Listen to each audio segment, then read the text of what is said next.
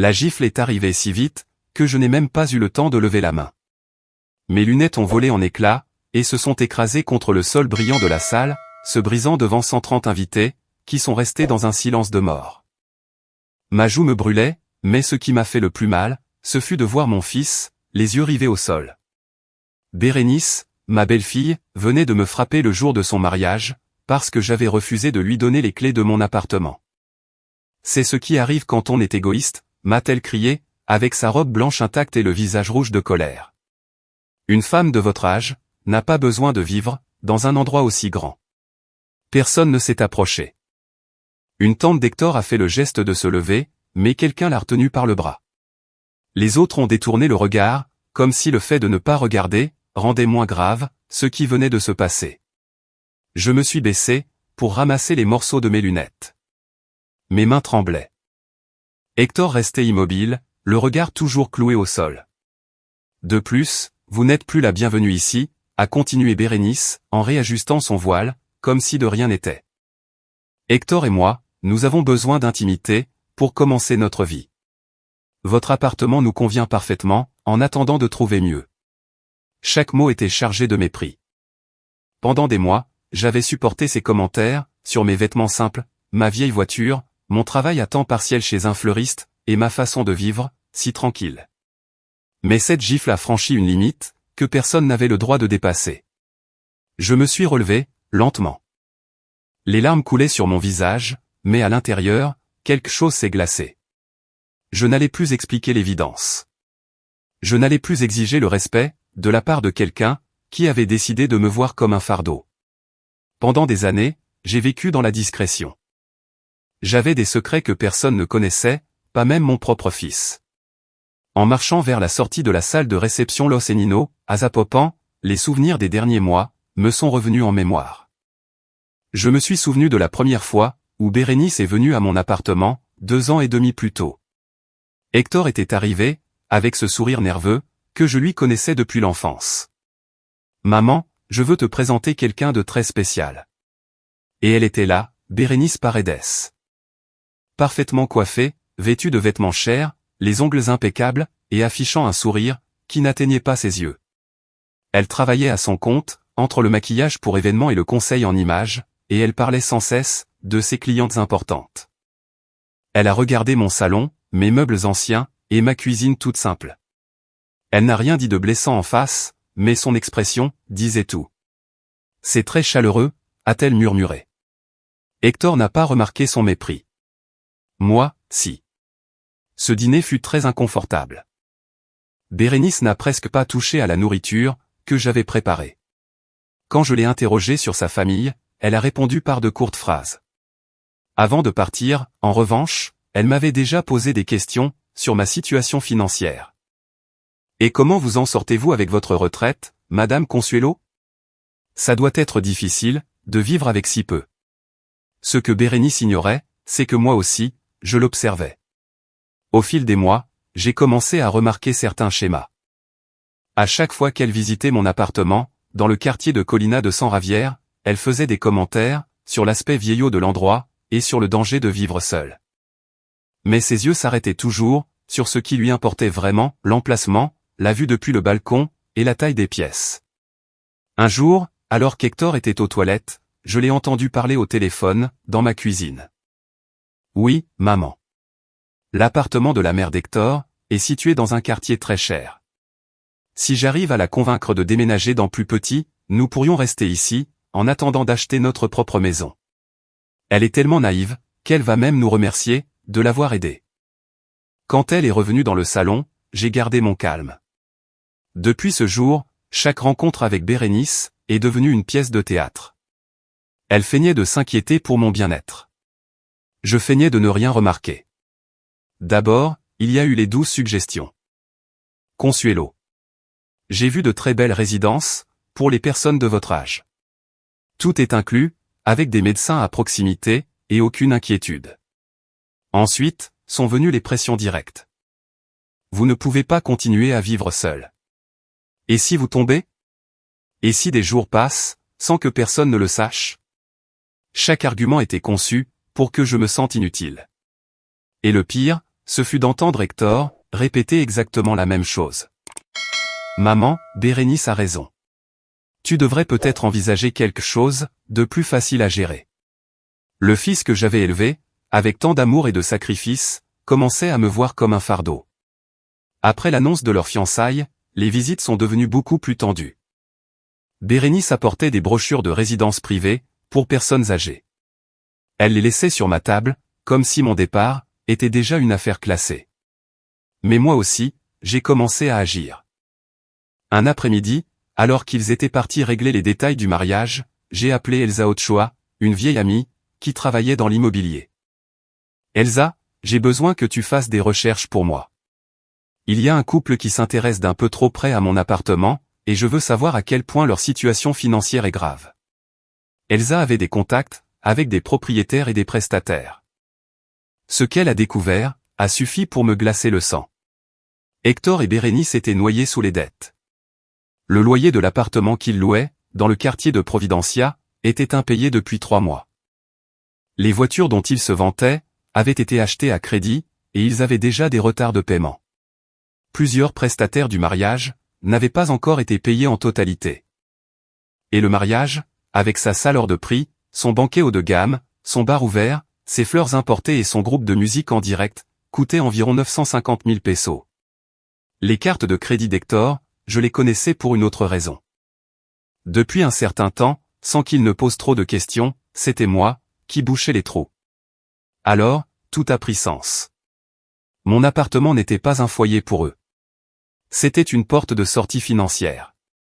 2 semaines avant le mariage, Bérénice a organisé une importante réunion de famille. Elle est arrivée chez moi, avec Hector, et avec ses parents.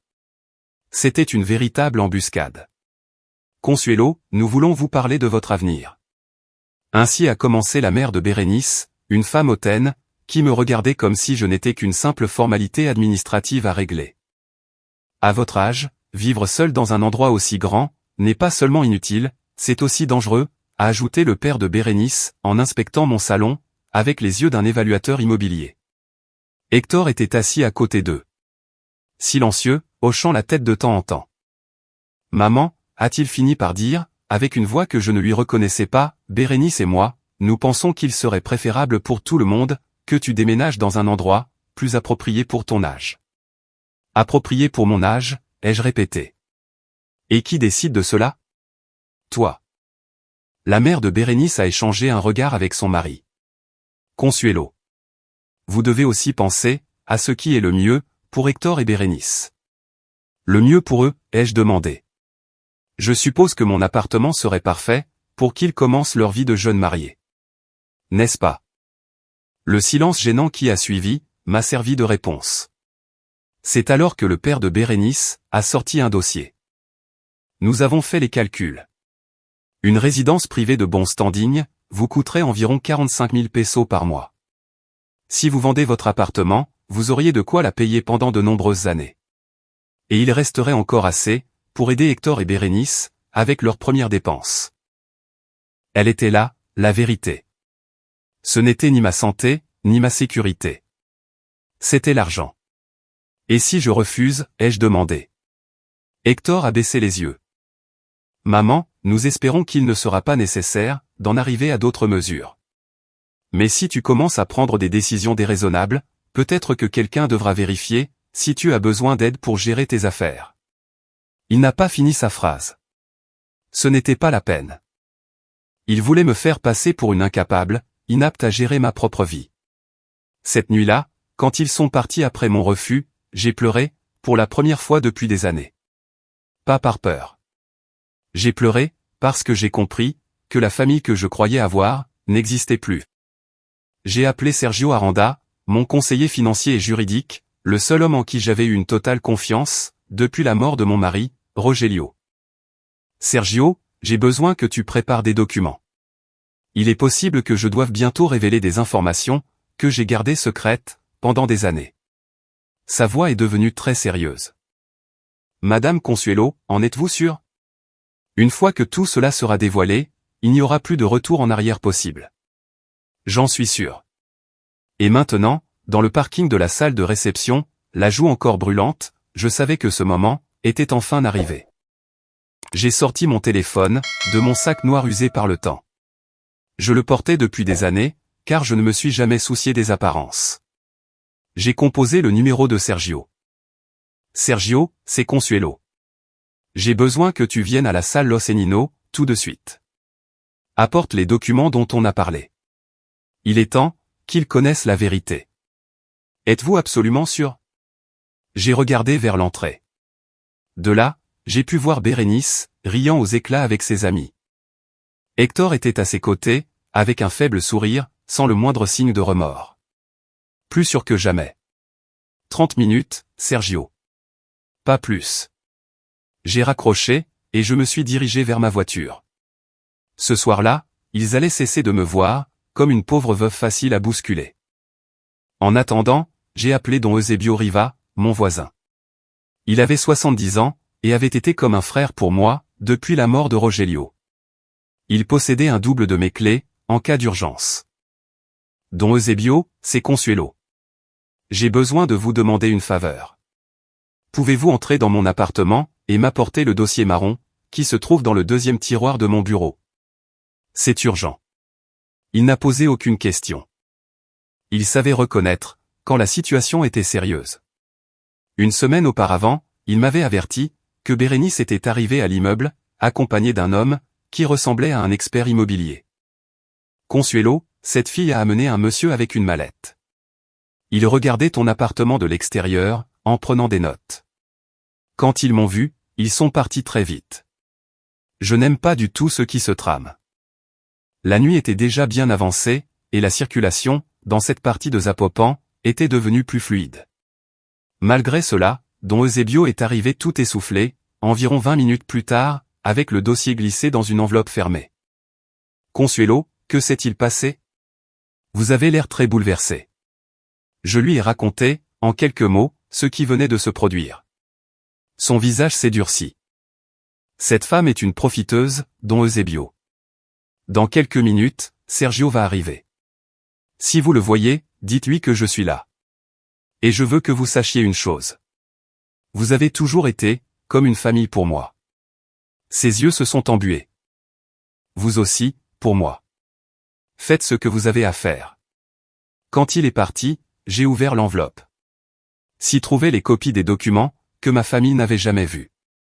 Relevé de compte, titre de propriété, registre d'investissement. Il y avait un compte très bien fourni. Des propriétés, ainsi qu'un immeuble de bureau à Guadalajara, que Rogelio avait mis en location depuis des années. Il y avait aussi la maison à Puerto Vallarta, que nous avions achetée, comme investissement. Mon mari n'avait pas été le simple employé, que beaucoup imaginaient. Il avait commencé avec une petite entreprise d'importation, et, avec beaucoup de patience, il avait bâti un patrimoine solide. Un patrimoine silencieux. Rogelio disait toujours, que la richesse visible attirait les problèmes, et que la richesse discrète offrait la liberté. Nous avions tous les deux décidé de vivre simplement, afin de protéger notre vie privée. Jamais je n'aurais imaginé, que j'aurais à me protéger, de mon propre fils. Dans le dossier, il y avait autre chose, concernant ces 3 dernières années. J'avais payé, en secret, beaucoup des dépenses d'Hector. Les remboursements de ses cartes de crédit, qu'il attribuait à des primes professionnelles, sortaient en réalité de mon compte.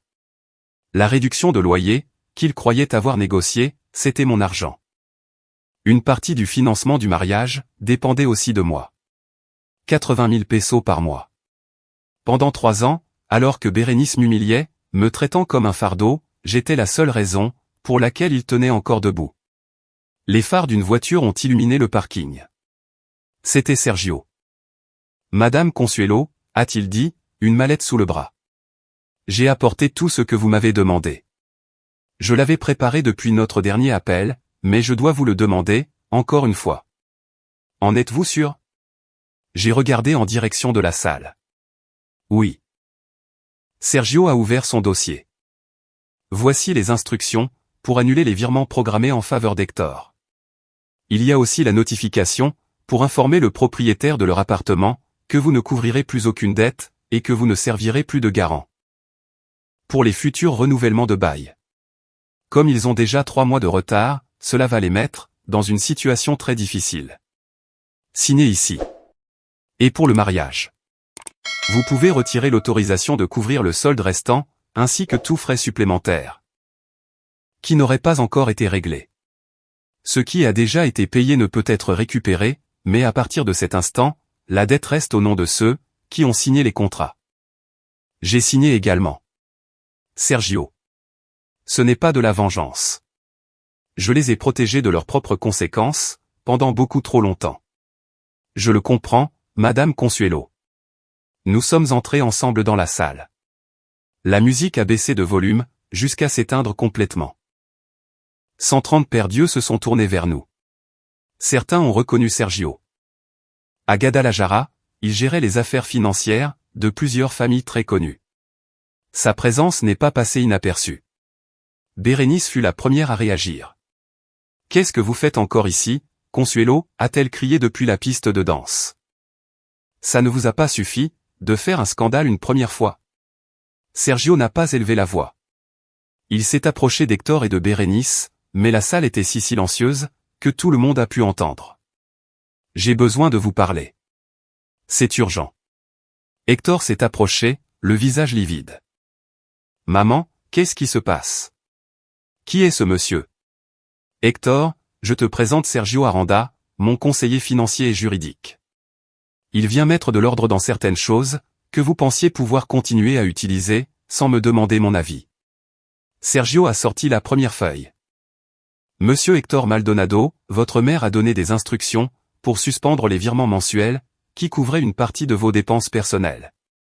Votre loyer, vos cartes de crédit, l'assurance de votre véhicule, et d'autres paiements. Le montant s'élevait à 80 000 pesos par mois. Hector a perdu toutes les couleurs de son visage. Quel virement? Mais ses yeux commençaient déjà à comprendre. Pendant des années, il avait préféré ne pas demander d'où provenait sa si grande chance. Sergio a poursuivi. Le propriétaire de votre appartement sera également notifié que Madame Maldonado ne répondra plus pour aucune nouvelle dette ni aucun renouvellement. Avec les retards de paiement que vous accumulez déjà, vous devrez régulariser votre situation ou trouver un accord par vous-même. Bérénice a lâché un rire nerveux. C'est impossible. Hector n'a pas une mère riche. Regardez-la. Regardez comment elle s'habille, la voiture qu'elle conduit, la boutique de fleurs où elle travaille. Elle vit d'une petite retraite. Tu ne savais rien de moi, Bérénice, ai-je répondu. Tu n'as vu que ce que tu as bien voulu voir. Sergio a pris un autre document. Pour finir, Madame Maldonado retire son autorisation de couvrir le solde restant pour cette célébration, ainsi que tout frais supplémentaires non réglés. La salle, le banquet, la musique, les fleurs, le bar et la photographie totalisent près de 950 000 pesos. À partir de maintenant, ce qu'il reste à payer est à la charge de ceux qui ont signé les contrats. Personne n'a parlé. Même les serveurs sont restés figés.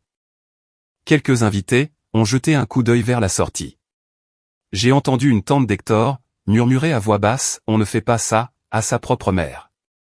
Hector m'a regardé, comme s'il me voyait pour la toute première fois. « C'était toi » a-t-il murmuré. « Tout ce temps, c'était toi. » Pendant 3 ans, Hector. 3 ans, durant lesquels j'ai cru t'aider, à traverser une mauvaise passe. 3 ans, à espérer que tu réagirais. 3 ans, à payer pour des erreurs, qui n'étaient pas les miennes. Bérénice a commencé à faire les 100 pas, son maquillage commençant à couler. Ce n'est pas possible. Vous travaillez chez un fleuriste, vous conduisez une vieille voiture. Vous ne pouvez pas avoir tout cet argent. Je travaille parce que j'aime me sentir utile. Je conduis cette voiture parce qu'elle fonctionne. Et je vis comme je vis, parce que je n'ai rien à prouver à personne. Hector s'est approché, la voix brisée. Maman, s'il te plaît. Il doit y avoir un moyen d'arranger ça. Le mariage, les invités. Tout cela aurait pu s'arranger avant. Hector, avant que tu ne laisses quelqu'un me frapper. Sergio m'a regardé. Voulez-vous que j'explique les détails? J'ai pris une grande inspiration. Oui, que tout le monde entende tout. Sergio a lu, sans hausser la voix.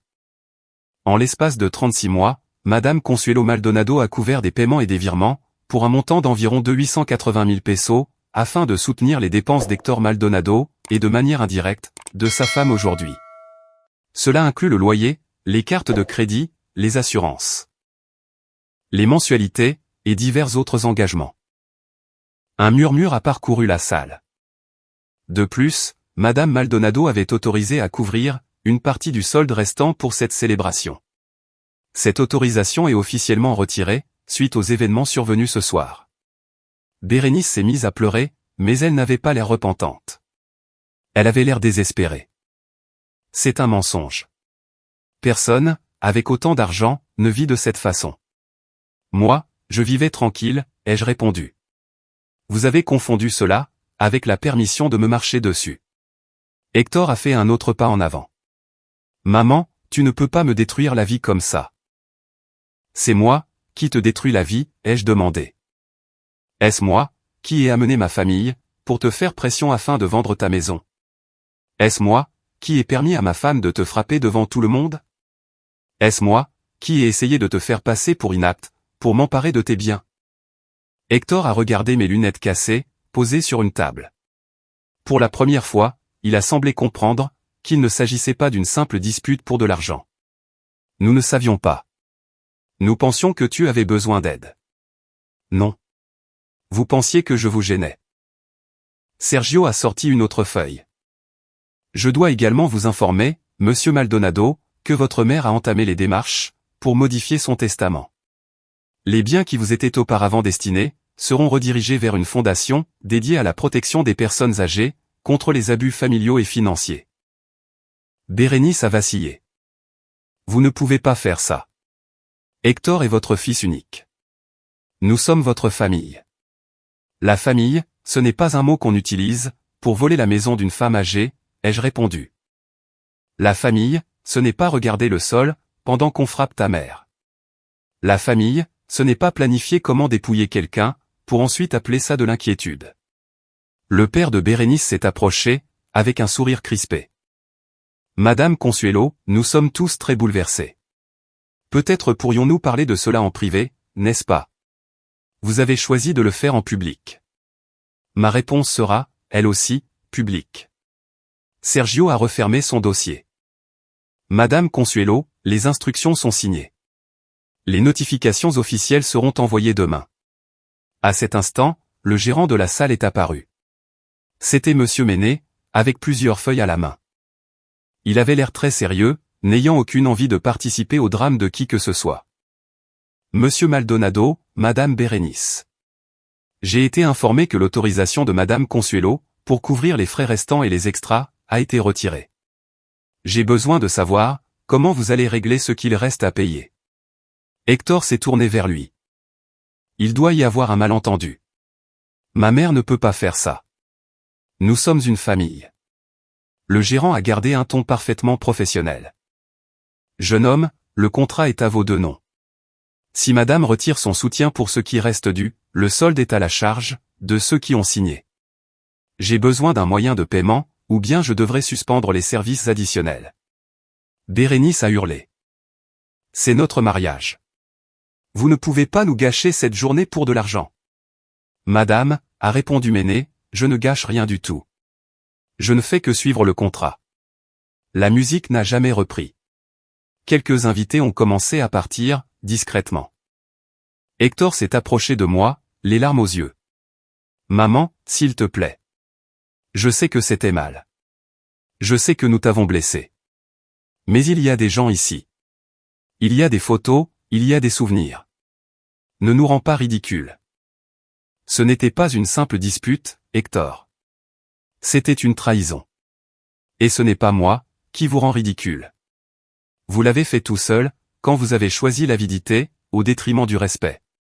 Bérénice m'a regardé avec désespoir. Et qu'allons-nous faire maintenant? Vous allez travailler. Vous allez vivre selon ce que vous gagnez. Vous allez payer ce que vous devez. Et vous allez apprendre à ne pas mettre la main dans une maison qui n'est pas la vôtre. C'est alors que j'ai entendu une voix, derrière moi. Tante Consuelo, attendez. C'était Inès, ma nièce, la cousine d'Héctor. Elle était assise tout au fond. Elle a couru vers moi, les larmes aux yeux. Je ne savais rien de tout ça. Je vous le jure. Hector ne m'a jamais dit ce qu'il préparait. Si je l'avais su, j'aurais essayé de l'en empêcher. Inès travaillait comme institutrice, et elle était toujours restée proche de moi, même lorsqu'Hector s'était éloigné. Je lui ai posé une main sur la joue. Je le sais, Inès. Toi, tu n'as jamais considéré les gens comme des opportunités. Pourquoi ne nous avez-vous jamais parlé de cet argent, m'a-t-elle demandé. Parce que Rogelio et moi, nous avions vu ce que l'argent pouvait faire à une famille. Nous avons décidé de vivre simplement, pour que personne ne nous aime, juste pour un compte en banque. Inès a pleuré en silence. Hector n'était pas comme ça avant. Non. Mais moi aussi, je l'ai beaucoup trop protégé. Je lui ai enlevé l'opportunité d'apprendre ce que sont les conséquences. Sergio s'est approché. Madame Consuelo, il n'y a plus rien à faire ici. Il avait raison. J'ai serré Inès dans mes bras. Souviens-toi de la façon dont chacun s'est comporté ce soir. Cela en dit bien plus long que n'importe quel nom de famille. Ensuite, j'ai regardé Hector et Bérénice pour la dernière fois. Vous avez mon numéro. Quand vous serez prêt à parler de respect, de responsabilité, et à présenter de véritables excuses, vous pourrez me chercher. Mais avant ça, vous allez résoudre ce désastre, tout seul. Je suis sorti de la salle avec Sergio, laissant derrière moi le murmure des invités, les pleurs de Bérénice, et le visage de mon fils. Un fils, qui comprenait enfin ce qu'il venait de perdre. 3 jours plus tard, mon appartement a semblé en paix, pour la première fois depuis longtemps. Don Eusebio venait chaque matin, avec du café et des viennoiseries. Ce soir-là, vous ne vous êtes pas laissé piétiner, Consuelo, m'a-t-il dit. Le téléphone n'a cessé de sonner. Hector a appelé des dizaines de fois. Ses messages sont passés de la rage à la supplication. Bérénice a envoyé des textos désespérés. Ses parents sont venus 2 fois à mon immeuble, exigeant que je répare le problème que j'avais provoqué. Je ne leur ai pas ouvert la porte. Sergio est arrivé ce matin-là, avec de dures nouvelles.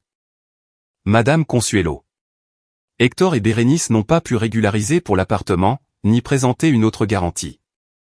Le propriétaire a exigé qu'ils se mettent à jour, ou qu'ils rendent les clés. Apparemment, ils sont partis vivre chez les parents de Bérénice. Plusieurs cartes étaient déjà bloquées, à cause des retards. Je n'ai rien dit. Ça m'a fait de la peine, mais ça ne m'a pas surprise. Cet après-midi-là, Inès, Elsa et Don Eusebio sont arrivés. Tante Consuelo, il y a des choses que tu dois savoir. Inès s'est assise dans mon salon, avec un dossier. J'ai parlé avec 2 invités, et avec une cousine de Bérénice. Ils préparaient cela depuis plus d'1 an. Bérénice avait consulté des avocats, pour voir comment elle pourrait remettre en question vos capacités, et demander des évaluations psychologiques.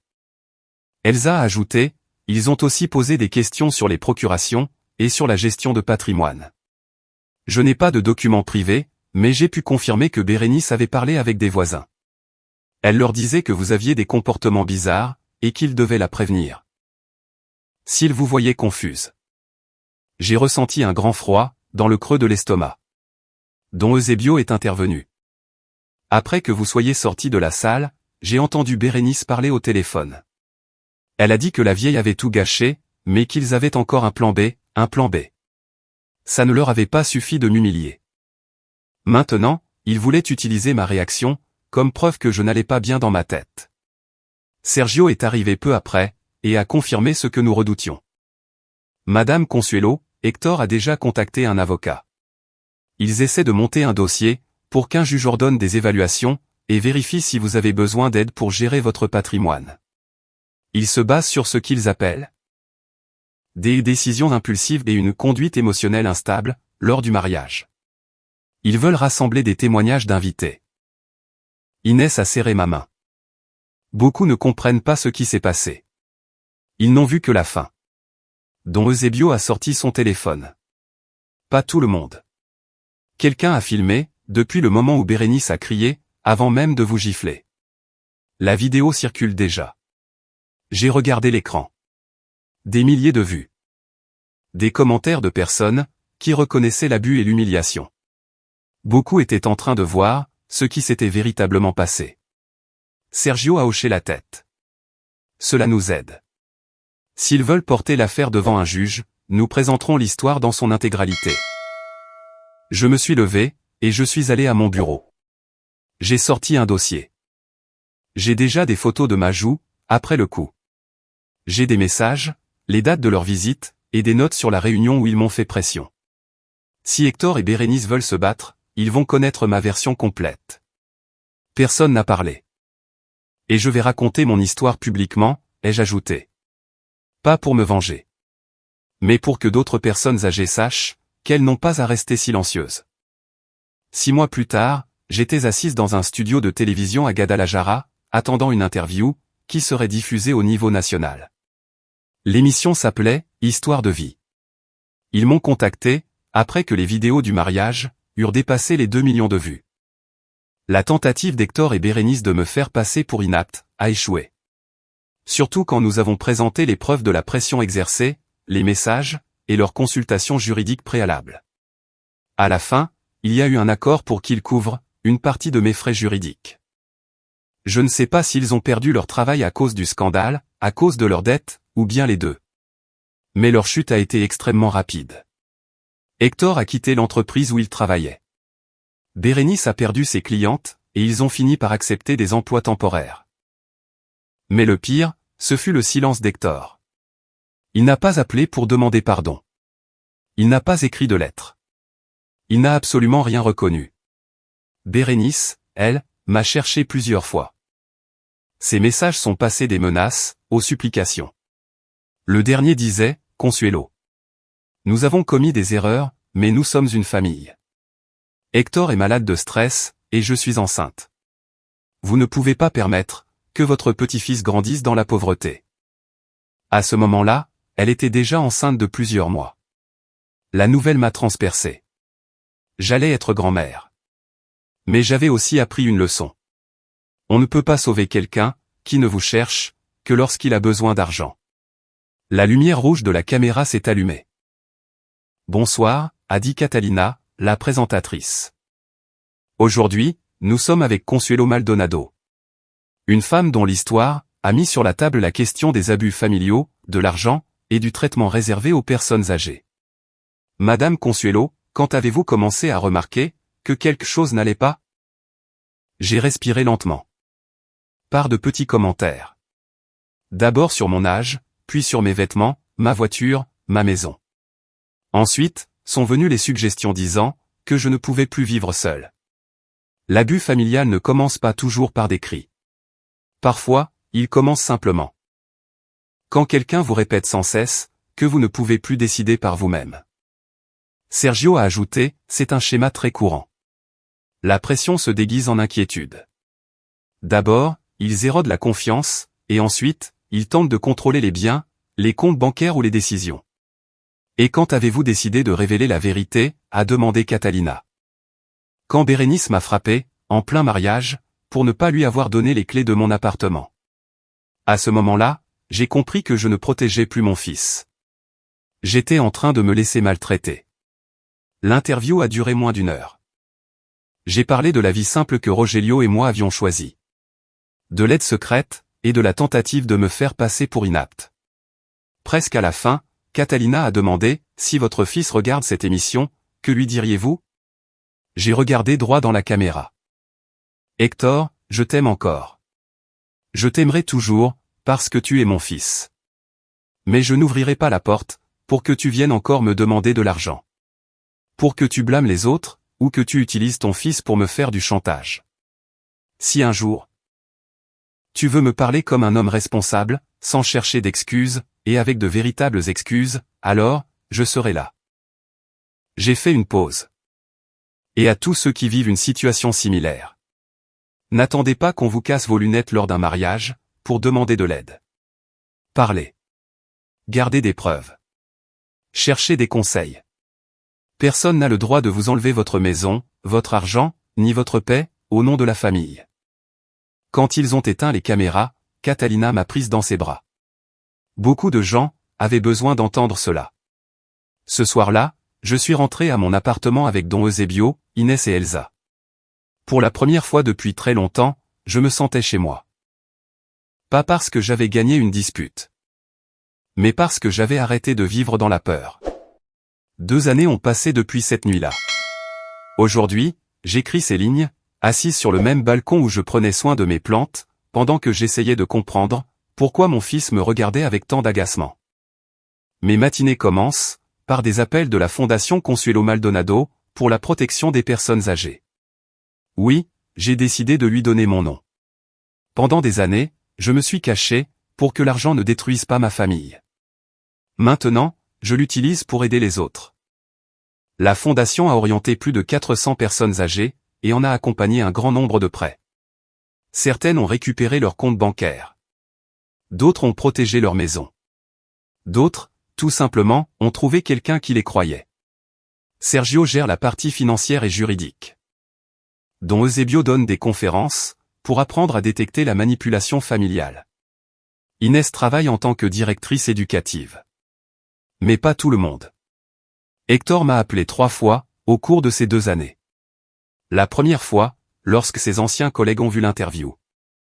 La deuxième, lors de la naissance de son fils, Matteo. La troisième fois, il y a 3 mois, quand Bérénice l'a quitté.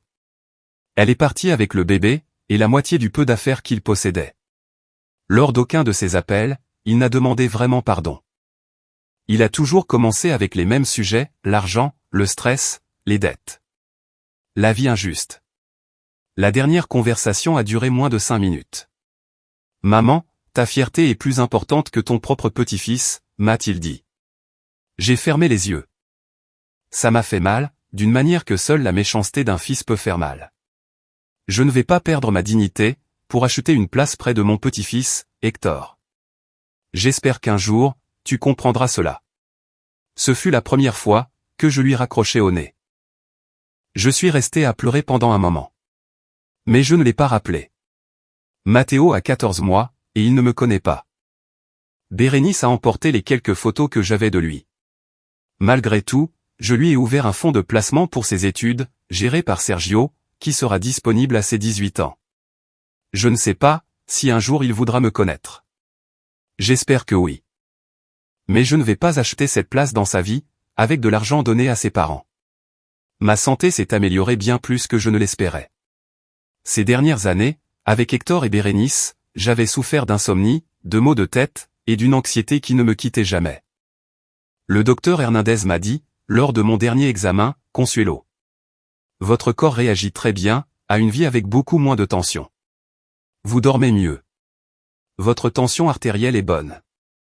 Vous marchez même plus droite. Il avait raison. Je marche plus droite. Ma voix ne tremble plus, quand je dis non.